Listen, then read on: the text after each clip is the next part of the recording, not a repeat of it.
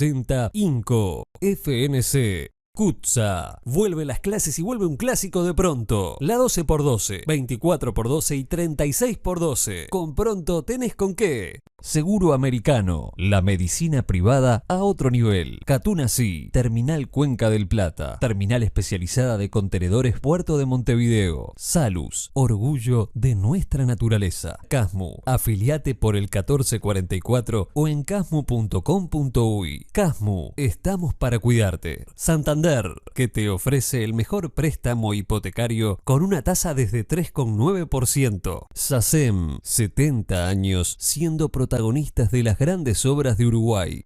SWAT, consulta con especialistas sin demoras en Clínica del Estadio de SWAT. Y UTE, la energía que nos une.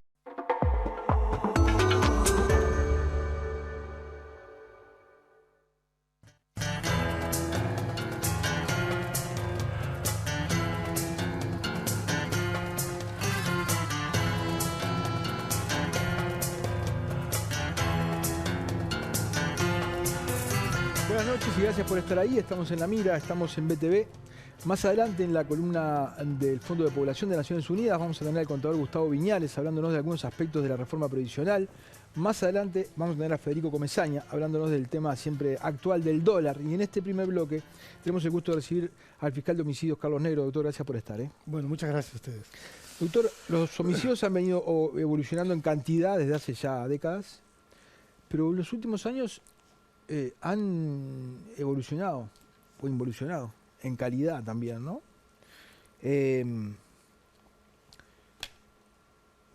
¿Cómo es esta cosa de que ahora pasan y tiran y no tiran un tiro, tiran 25 tiros, ¿no? ¿Cuál es la explicación de eso? Porque esto es como que rompe la lógica de la lectura criminal, que siempre se decía que cuando había mucha hazaña en un homicidio era alguien cercano, ¿no? Los homicidios de las personas cercanas eran esos que revestían mayor saña, pero ahora gente que no se conoce o que se conoce en determinado ambiente revela una enorme saña, ¿no?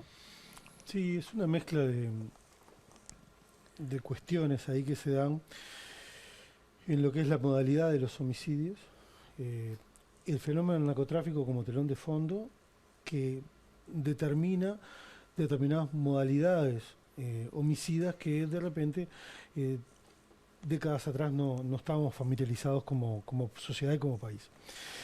Indudablemente el narcotráfico, las armas y la cárcel son los grandes protagonistas o las grandes explicaciones, los ejes explicativos de las modalidades de homicidio que hoy tenemos en cantidad y en calidad.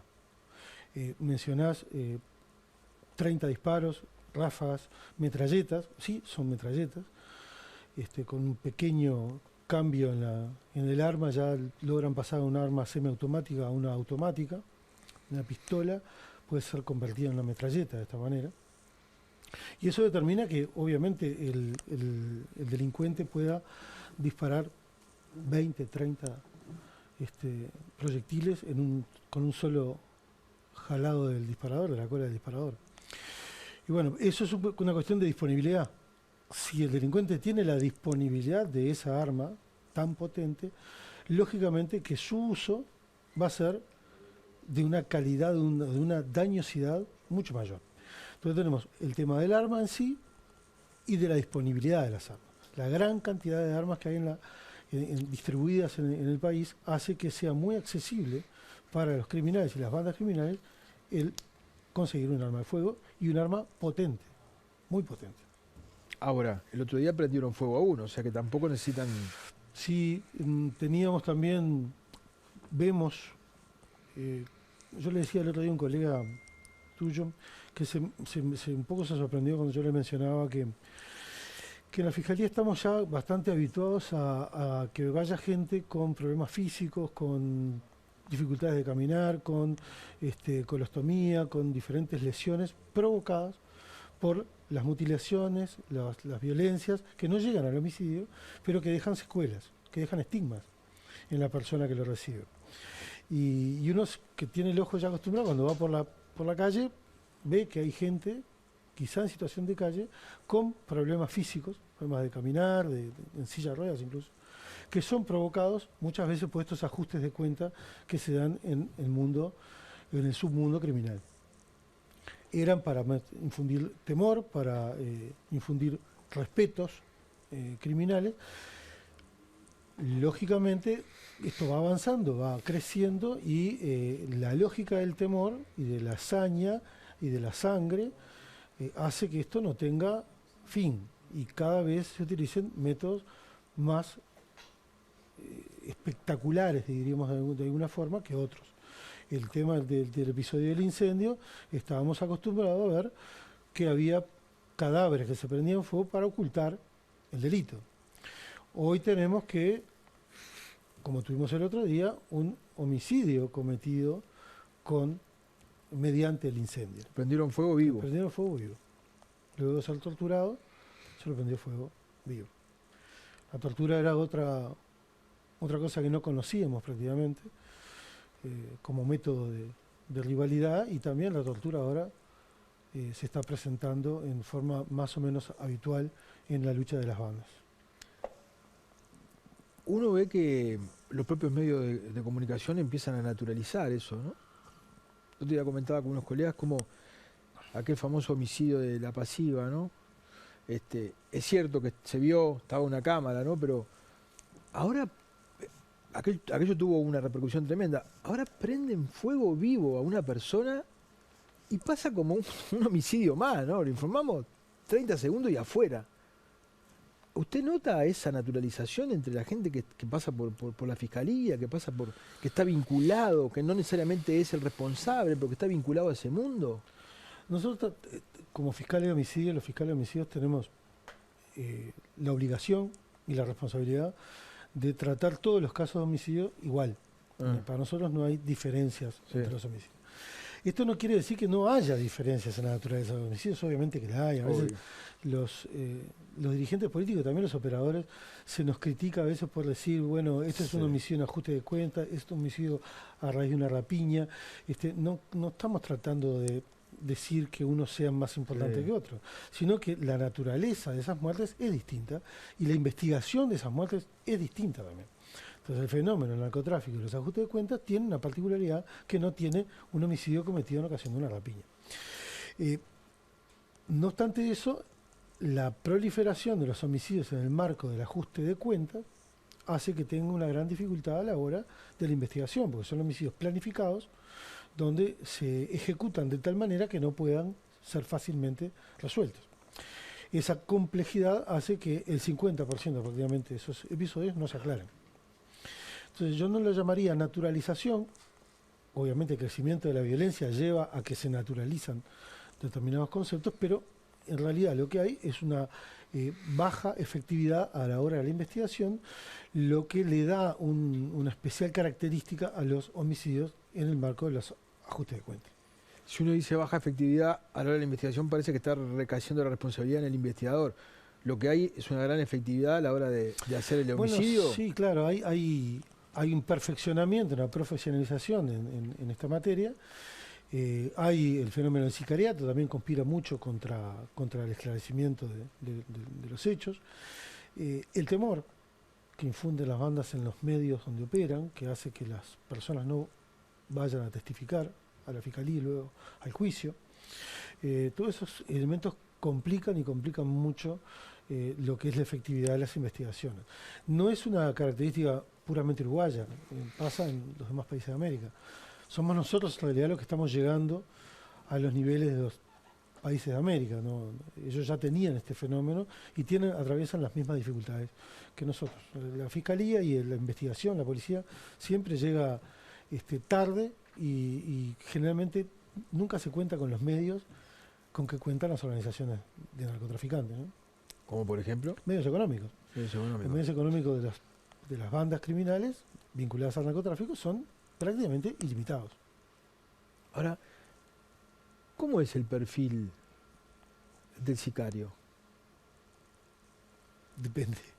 ¿Es variado? Sí. Pero no hay. ¿Son hombres jóvenes y pobres? A ver, el denominador común de las bandas criminales uruguayas son que se nutren de una mano de obra de sectores vulnerables. Sí. De ahí es donde captan sus cuadros, integran sus pequeños ejércitos armados que operan en los barrios. Son bandas territoriales de pocos integrantes, familiares muy a menudo, muchas, hay 2, 3 o hasta 4 en algún barrio, luchan entre sí, rivalizan entre sí por la captación de los mercados y de los territorios, a veces de las casas, de las bocas. Ese es más o menos la descripción del fenómeno.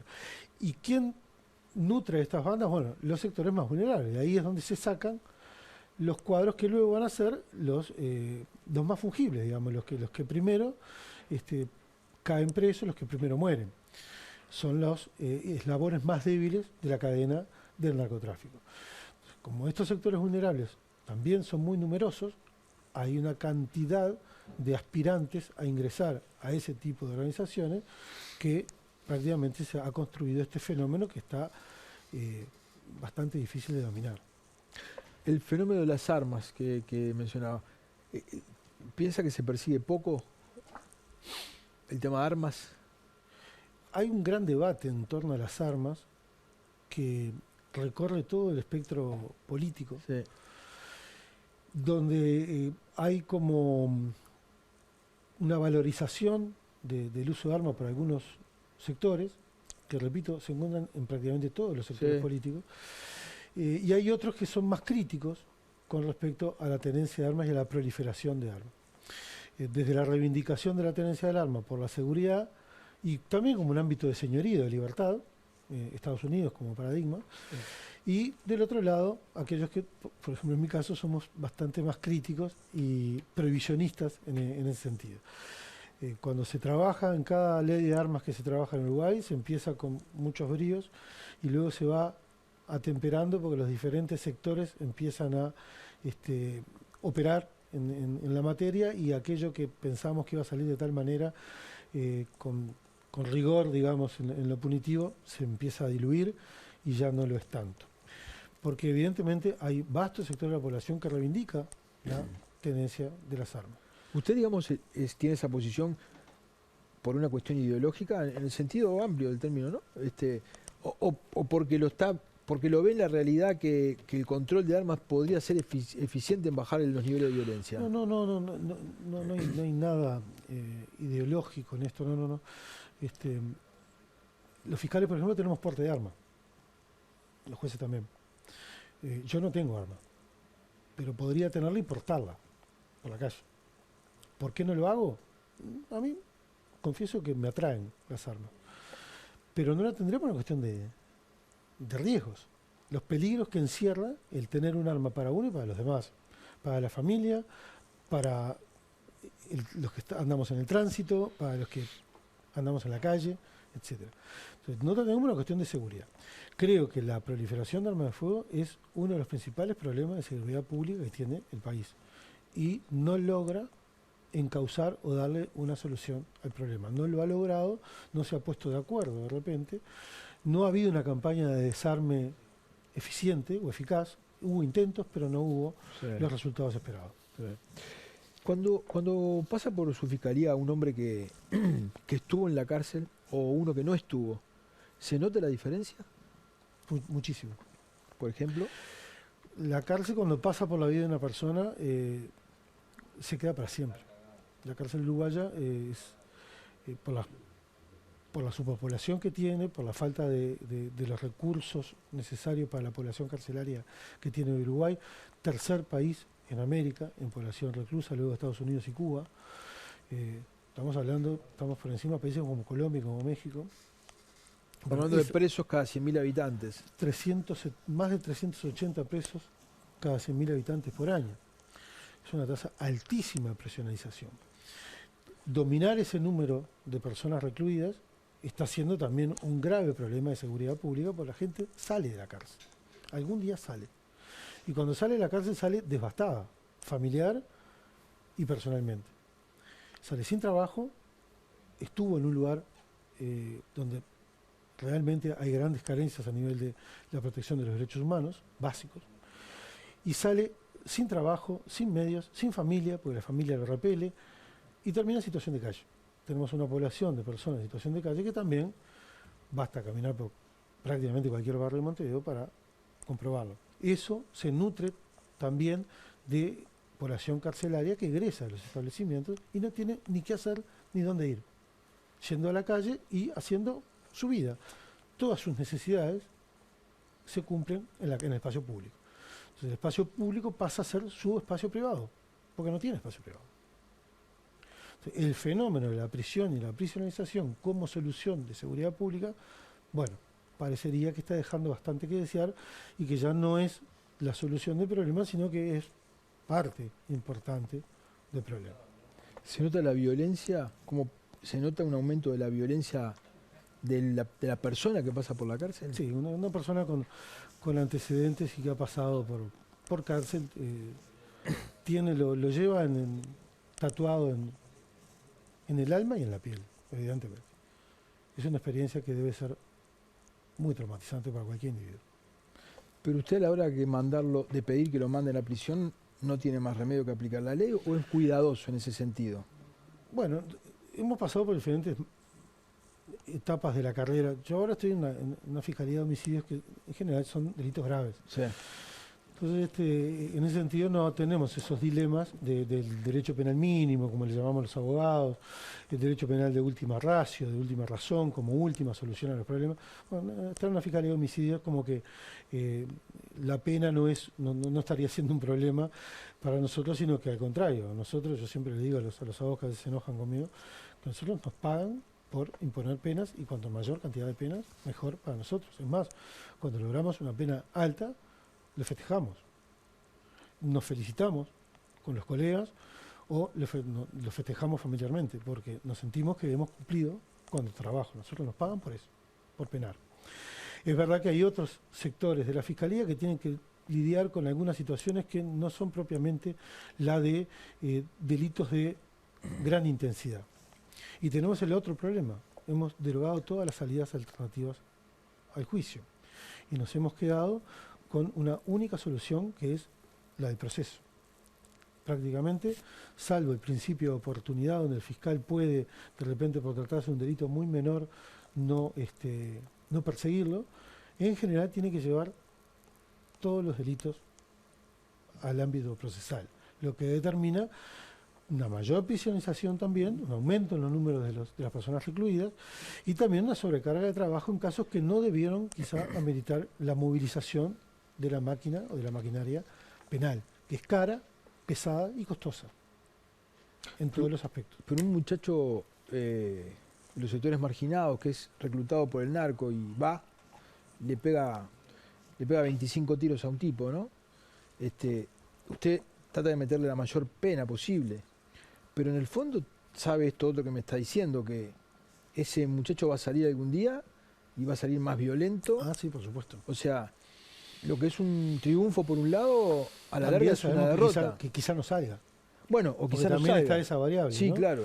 Quizá no salga. Sí. En una pena de 20 años, los riesgos de que pierda la vida dentro del establecimiento aumentan, obviamente. Pero digo, para una persona como usted, que visualiza este fenómeno de que la cárcel es un problema más que una solución, por un lado celebra mandarlo, pero por otro lado sabe que es un problema a largo plazo. Sí, sí, pero a mí se me paga por una cosa, no por la otra. Yo cumplo con mi trabajo. Doctor, ¿y estos tipos de homicidios, obviamente tampoco es su trabajo, pero son prevenibles? ¿Se pueden prevenir? ¿Se puede prevenir un homicidio? Depende. Si yo podría decir que podría haber estrategias de persecución que concretamente no es un ámbito que dominemos los fiscales, ¿no? Nosotros trabajamos en prevención. Claro. Pero bueno, lo vemos, eso sí, vemos las estrategias que a veces la policía, el Ministerio del Interior delinea para prevenir los delitos. Creo que, y es una opinión, creo que debe ser bastante más fácil de prevenir un homicidio a raíz de una rapiña, con determinados programas de vigilancia en algunos sectores, que este tipo de homicidios que se producen a raíz de luchas y ajuste de cuenta entre bandas. Me parece que el tema de las bandas está instalado y es un tema bastante complejo como para prevenir la ocurrencia de nuevos hechos y que se sigan dando estos hechos de violencia. De hecho, desde la aparición del narco, con la fuerza que conocemos hoy, que podemos remontarnos al año 2000 en adelante, de hecho ha sido un fenómeno que ha ido creciendo sin prácticamente variaciones importantes.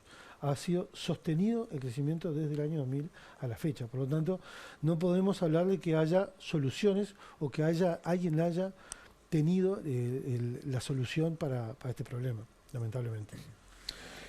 Doctor, le quiero cambiar un poquito de tema.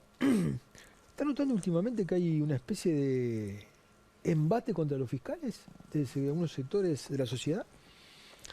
Bueno, el sistema acusatorio lo que hizo fue poner cada cosa en su lugar, puso a los jueces a juzgar, a los defensores a defender y a los fiscales a perseguir. Y al ponernos a perseguir hizo que en un tema tan sensible como la seguridad pública estemos a la orden del día en los informativos, en los programas periodísticos, etc. Yo siempre digo que jugadores de fútbol, dirigentes políticos y fiscales. Eso no ocurría así, Sí. ni siquiera con los jueces cuando Sí. tenían ellos la investigación. Esto nos ha expuesto de una manera muy grande. Y al estar tan expuestos, lógicamente, somos también, estamos visualizados, y al ser más visibles, es más fácil que lleguen las críticas. De todas formas, me parece que como funcionarios públicos, yo soy un defensor a ultranza de la libertad de expresión y de las críticas, sobre todo a los funcionarios públicos. Nos debemos a la gente que nos paga el sueldo, nosotros nos paga el sueldo el Estado, de la sociedad, y ante ellos debemos rendir cuentas. Y tenemos que estar siempre a merced de la crítica, sea de donde sea. Incluso, o aún más, de los dirigentes políticos, porque son representativos de la gente que los vota. Entonces yo soy muy respetuoso incluso de la crítica de los dirigentes políticos, aunque no me guste, reivindico el derecho a que los funcionarios públicos seamos criticados. Lo que no quiere decir que pasemos al otro ámbito, que es el ámbito de la presión. Eso no creo que sea lo mismo. Violentar la autonomía que criticar la labor de los fiscales. Soy un defensor de la autonomía de los fiscales y soy un defensor de la libertad de expresión. Doctor, cuando se discutía el nuevo el código, ya no es nuevo, digamos, pero... Bueno, sí. Bueno, sí, Sí, en relación al otro, Estamos Sigue en la siendo etapa- nuevo. Es un lactante todavía. Está bien, Sí, está es bien. un lactante. cuando hablábamos del código del proceso, una cosa que se sostenía era que se iban a respetar más los derechos de los ciudadanos en la medida que se iban a bajar la cantidad de personas que estaban presas sin condena, ¿no? Que si vamos a tener 50 y pico, 60 y pico de personas, ¿no? O más. 78. 78, sí, bueno. sí. Personas que estaban presas sin saber si eran definitivamente culpables o no de lo que se los acusaba. Pero hoy uno ve que con la prisión preventiva hay mucha gente que no se sabe si es culpable o no, pero está cumpliendo una prisión, ¿no? Bueno, pero pasamos de cerca, más del 70 y no llegaba al 80% de personas privadas de libertad sin condena del sistema anterior, pasamos a prácticamente al revés. Ahora tenemos el 70-80% de la población reclusa tiene condena. Entonces pasamos a una situación que es bastante mejor a la anterior, ya de arranque, bastante menor a la anterior. ¿Que hay prisión preventiva aún? Sí, claro, sí la hay.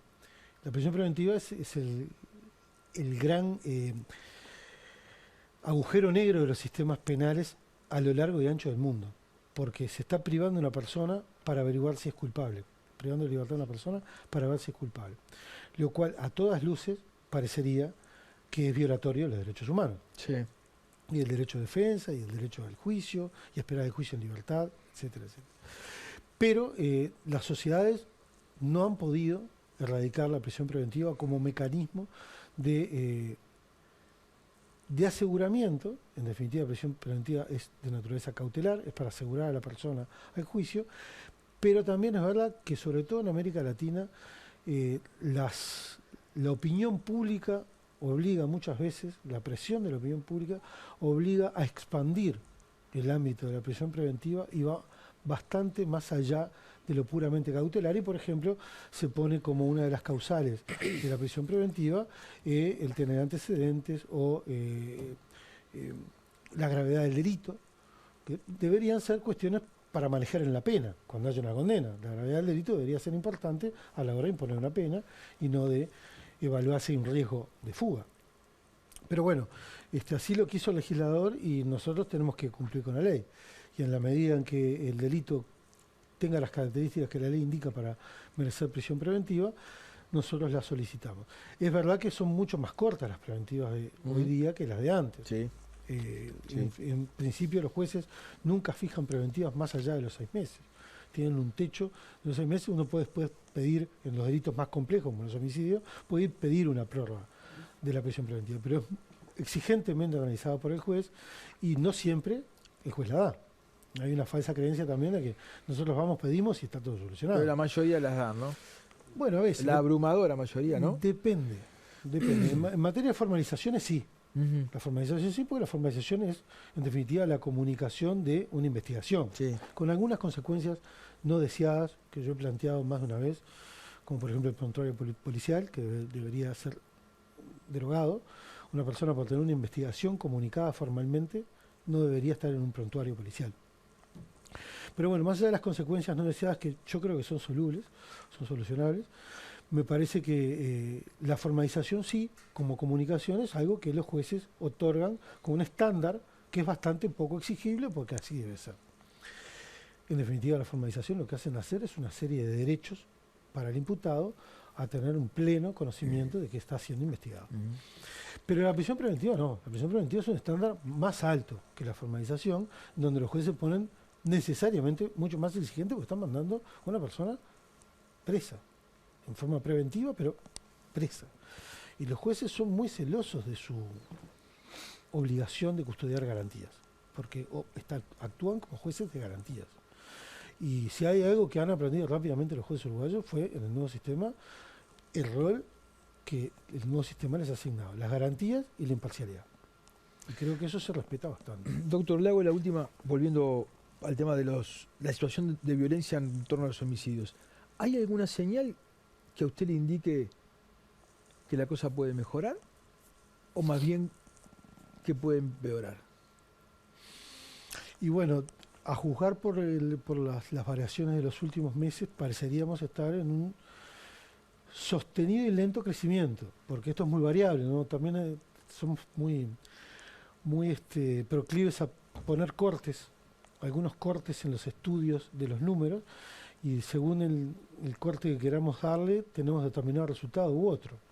En esta suerte de partidización del tema de la seguridad pública, que lógicamente no es nunca aconsejable, ¿verdad? Pero admito que es también inherente a la actividad política.